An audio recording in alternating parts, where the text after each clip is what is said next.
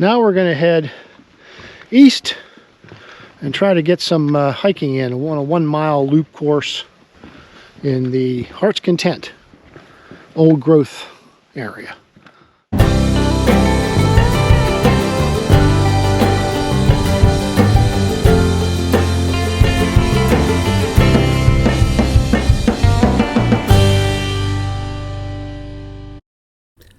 If you watched our season in review video back in October, you know that our planned 2-week camping trip in and around the Allegheny National Forest was curtailed by a thankfully minor injury to our traveling kitty Tabitha.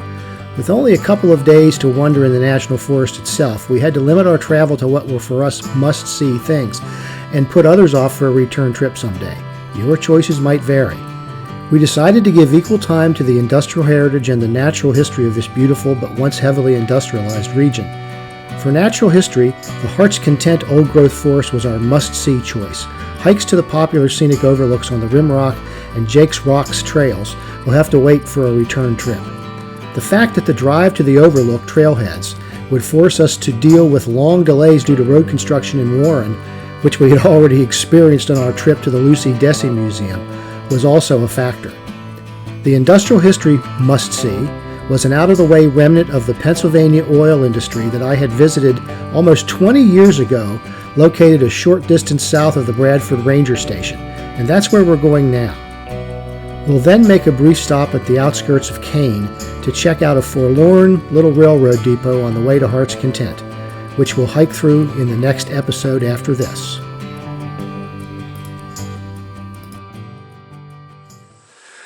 This is one of those places that nobody ever goes to. It's a legacy of the natural gas drilling and exploration that really opened this whole place up to industrial development in the 1800s. It's called the Old Powerhouse, and it was a location where there was an engine and a central power distribution mechanically that we actually saw in action 2 summers ago at the Cool Spring Power Museum. I was here in 2003, discovered it by accident, and thought it was really cool. We talked to the ranger at the headquarters building near Warren yesterday, and he was telling us about the place, and it's open for special occasions. But yeah, what do you want to point out, Debbie? The sign about the yellow dog. I just think it's kind of interesting on the side. Contributors have guided this project like beacons of light in the darkness, so thank you. Each with a yellow dog is particularly appropriate. It's a 2-spouted kerosene or coal oil lamp historically used for night lights on oil leases. A wooden storage tank. This would have stored oil. There's a signboard here, a storyboard. The history of the Bradford boom beginning in 1875, and there's still some oil coming out. This is some of the best lubricating oil in the world. The Pennsylvania Bradford oil field. Pennzoil and Wolf's Head. Those are old names that you don't see anymore that have been bought up by agglomerate. Here is a great diagram of the interior of this powerhouse, Debbie. You see it here? Oh yeah. See the wheel? Mm-hmm. And there's the gas engine. It was a single engine. Could run on steam or natural gas. They tended to use natural gas here because, of course, it came right out of the ground. There we go. Rod lines, the pump jack. Yeah. Belts, engine, central power, and back here along the side we can see the place where the rod lines actually came out of the side, and of course every one of those had a rod that ran off in that direction into the woods to the various pumps. There we can see inside, it looks like the flywheel of the gas engine. There's the governor of it.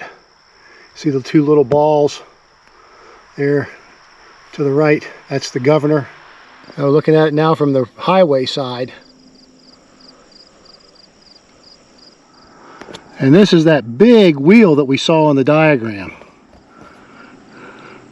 with the belt wrapped around it. Wow.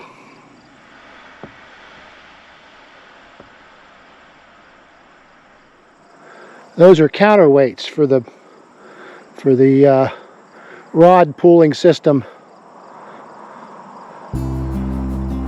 See the grease caked on the bars where they, and see how it's rubbed away at the wooden beams. Amazing.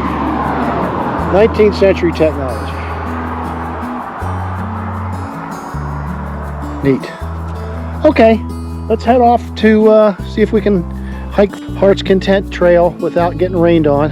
This was the little depot maintained by a subsidiary of the Baltimore and Ohio Railroad that serviced this plant. I'm sure the Pennsylvania Railroad did as well.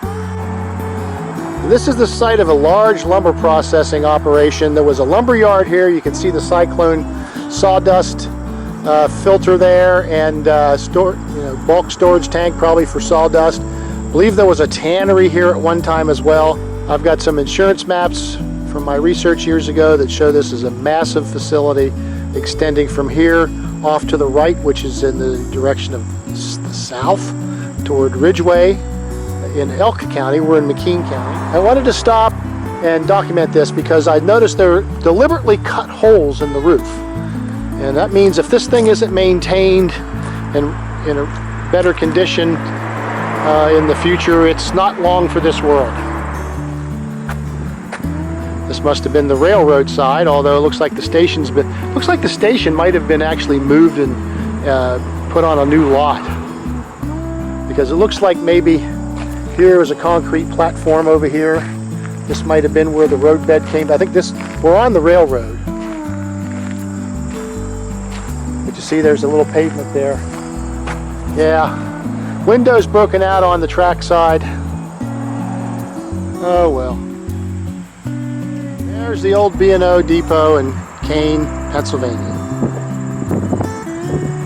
As of August the 30th, 2022. That's it for this time. I hope you enjoyed this video, and we'll take time to view some of our other ones.